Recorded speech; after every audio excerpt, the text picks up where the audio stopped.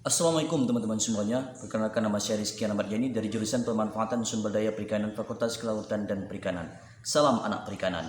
Nah, di sini saya akan menanggapi sedikit tentang persoalan dalam sebuah diskusi tentang dengan pejabat Kementerian Kelautan dan Perikanan Indonesia, Dirjen Perikanan Tangkap, menanyakan beberapa hal kepada Anda. Yang pertanyaan pertama adalah, apa solusi yang Anda tawarkan untuk meningkatkan jumlah armada kapal berkapasitas besar di Indonesia? Atas dasar apa Anda berpikir itu merupakan solusi yang tepat? Dan apakah ada referensi yang relevan menurut pemikiran Anda? Nah, tentu ketika kita berbicara bagaimana kita menawarkan untuk meningkatkan armada kapal ini, tentu kita sebagai seorang mahasiswa, akademisi, maka perlu kita memberikan edukasi tentunya kepada para investor untuk memberikan atau menanamkan modal uang-uang yang mereka miliki di bidang perikanan. Karena mengapa? Karena potensi, kita jelaskan kepada mereka, potensi bahari perikanan Indonesia tentu sangat meningkat. Namun di saat ini kita di jumlah armada kapal itu sangat di bawah daripada negara-negara tetangga kita. Kita melihat bahwasanya negara Thailand telah memiliki alat ataupun armada tangkap yang lebih canggih dibandingkan dengan Indonesia. Nah, ini menjadi sebuah perhatian besar bagi kita. Karena mengapa? Karena di Indonesia tentunya saat ini 500.000 kapal yang non izin atau di bawah 5 gross ton yang kerap yang ada di Indonesia. Maka tentu kita mengajak kepada orang-orang yang memiliki uang untuk menanamkan uangnya atau menginvestasikan uangnya di bidang perikanan. Nah, tentu sebagai pemerintah harus, sebagai itu dirjen pemerintahan, memberikan masukan kepada pemerintah yang lebih di atas, lebih tinggi di atasnya, untuk menurunkan harga pajak-pajak daripada kapal-kapal yang akan dibuat nantinya. Karena mengapa? Karena dengan meningkatkan armada kapal tentunya ini akan menjadikan Indonesia meningkatnya daripada produksi hasil perikanan. Tentunya armada kapal yang ada nantinya tidak hanya sekedar diberikan, tidak hanya sekedar dapat menangkap ikan, tetapi ada pengolahan-pengolahan yang ada di dalam kapal tersebut. Pemerintah harus memberikan kebebasan kepada dinas terkait untuk memberikan surat izin melakukan pelayaran atau surat izin untuk melakukan pembuatan kapal kepada kapal-kapal yang di atas 30 gross ton. Karena pada saat ini kapal-kapal yang di atas 30 gross ton, apabila ia ingin melakukan pelayaran atau ingin melakukan operasi penangkapan ikan, maka dia harus mengurat surat kayak sertifikat itu di KKP atau Kementerian Kelautan dan Perikanan. Kedepannya ketika agar nantinya para nelayan itu diberikan kemudahan untuk melakukan surat pengurusan surat ini di dinas terkait atau di provinsi atau kabupaten yang ada di daerah mereka masing-masing. Karena dengan hal ini maka mereka akan terus mau untuk menginvestasikan ataupun membuat kapal, karena tidak ada kesusahan daripada mereka untuk membuat sertifikat ini atau surat-surat izin untuk melakukan pelayaran. Yang kedua adalah tentang apa solusi yang Anda tawarkan untuk memperluas lokasi penangkapan ikan potensial baru di Indonesia. Atas dasar apa Anda berpikir itu merupakan solusi yang tepat? Apakah ada referensi? Apakah ada referensi yang relevan yang mendasari pemikiran Anda?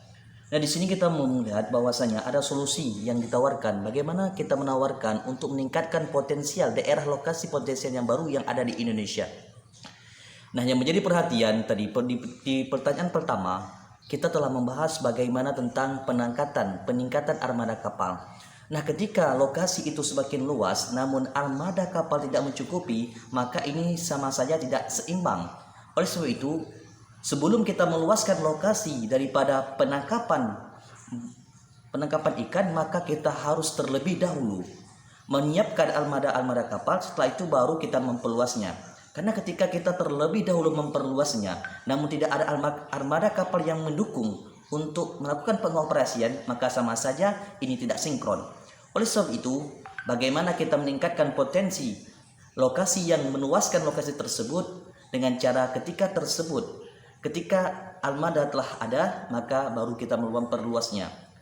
Dan setelah itu kita memperluas daerah. Misalkan katakanlah daerah kapal ini 30 gross ton berapa jarak mil yang ditempuh, maka kita bisa memperluasnya dengan tidak ada batasan kecuali tidak melewati daripada zona ZEE, zona ekonomi eksklusif tentunya. Pemerintah dapat memberikan izin-izin kepada bot-bot yang lebih kecil itu untuk ditingkatkan daerah penjelajahannya, sehingga ke depan ada lokasi-lokasi baru yang didapatkan oleh daripada nelayan tersebut. Namun harus ada dilakukan pembatasan juga atau pengawasan oleh pemerintah agar tidak adanya terjadinya overfishing dan tidak adanya kelalaian daripada nelayan sehingga mereka melewati daerah-daerah laut Indonesia tentunya. Pertanyaan ketiga adalah, apa solusi yang Anda tawarkan untuk meningkatkan efisiensi waktu penangkapan ikan bagi nelayan Indonesia? Maka tentu kita melihat saat ini nelayan Indonesia itu ada nelayan harian, nelayan mingguan, dan nelayan bulanan atau musiman. Maka bagaimana hal ini kita dapat mengefisiensikan atau menghematkan waktu daripada nelayan, sehingga nelayan ketika melaut dia tidak lama di laut sehingga dia bisa mudah bawa pulang ikan dan ikan itu pun segar. Dengan cara bagaimana kita memberikan ilmu pengetahuan dengan cara menggunakan ilmu ataupun menggunakan alat teknologi bantu. Alat-alat teknologi bantu yaitu bisa jadi fish finder atau sonar, fish finder, ataupun banyak hal lain seperti GPS tentunya, ataupun hal lain yang alat komunikasi yang bisa memudahkan nelayan untuk melakukan pengoperasian ikan. Dan biasanya nelayan harus memiliki trip. Jadi gini, ketika nelayan melakukan operasi penangkapan, maka ketika telah mencapai batasan, maka nelayan itu jangan memaksakan diri untuk melakukan operasi penangkapan selanjutnya. Karena mengapa? Karena ini sangat berbahaya bagi nelayan itu sendiri. Nah, ketika nelayan tersebut ketika dia telah memiliki alat-alat bantu ini, tentu ketika dia melakukan pengoperasian maka itu lebih mudah. Dia tidak lagi memutar-mutar, tetapi sudah ada titik temu ataupun titik yang mana titik ini adalah merupakan titik-titik berkumpulnya ikan. Sehingga ketika dia pergi melakukan pengoperasian, maka itu akan hemat daripada bahan bensin yang digunakan dan dia pun mudah untuk kembalinya nantinya. Nah, selanjutnya untuk mengefisiensi, apabila tadi ini berkaitan kembali dengan armada kapal yang besar. Ketika armada kapal besar ini telah ada, maka bisa jadi kita ini akan buat ke depan bagaimana ada bot-bot kecil, yang mana bot kecil ini akan mengambil ikan-ikan di bot besar, sehingga ketika bot ikan besar ini telah penuh maka dibawa pulang langsung. Jadi ikan ini ke depan akan segar. Ini menghemat bagaimana mutu ikan ini terjaga tentunya, dan kapal ini tidak putar-putar. Jadi dia nggak akan kembali lagi, tetapi ada bot-bot kecil yang akan mengambil hasil tangkapan dibawa pulang ke daratan. Baik, ini merupakan pertanyaan yang keempat. Apa solusi yang Anda tawarkan untuk mengurangi pencurian ikan oleh nelayan asing di perairan Indonesia? Maka isu ini merupakan bukan isu yang baru, ini merupakan isu yang telah lama terjadi di Indonesia. Baru-baru ini beberapa bulan belakang ada terjadinya isu bahwasanya di Laut Natuna terjadi pencurian ikan oleh nelayan-nelayan Cina. Maka tentunya bagaimana solusi yang saya tawarkan ke depan, bagaimana pemerintah memberikan kepada pihak-pihak terkait, baik itu Pol Air maupun Bea Cukai maupun TNI AL, untuk terus mengupayakan menjaga batasan laut Indonesia. Bukan hanya batasan darat saja dijaga, bagaimana batasan laut ini terus dijaga, dan pemerintah terus memberikan edukasi kepada nelayan untuk bagaimana nelayan ini ketika melihat ada kapal-kapal asing yang berada di laut Indonesia untuk melaporkan kepada pemerintahan terkait. Nah, tentu bagaimana pemerintah Indonesia melakukan hubungan kepada pihak-pihak ataupun kepada negara-negara tetangga ataupun negara-negara yang sering melakukan pencurian ikan di Indonesia, agar mereka diberikan ataupun dicari solusi bagaimana ke depan agar nelayan-nelayan mereka tidak melewati batasan-batasan laut Indonesia. Nah, ini apabila terus dibiarkan, maka akan menjadi sebuah kebiasaan daripada nelayan-nelayan asing untuk terus mencuri ikan di wilayah Indonesia. Dan pemerintah terus melakukan pengawasan di laut-laut yang mana laut ini merupakan daerah rawan daripada pencurian ikan.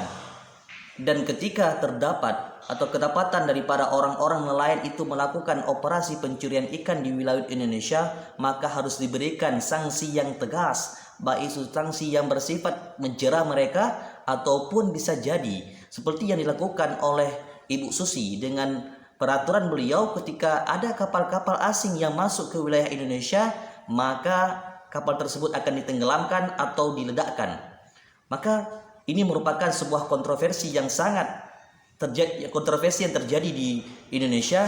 Maka hal ini harus terus dilakukan upaya-upaya bagaimana ke depan tidak ada terjadinya pencurian ikan di laut Indonesia. Maka sekian yang dapat saya sampaikan pada video kali ini. Mohon maaf apabila ada kekurangan.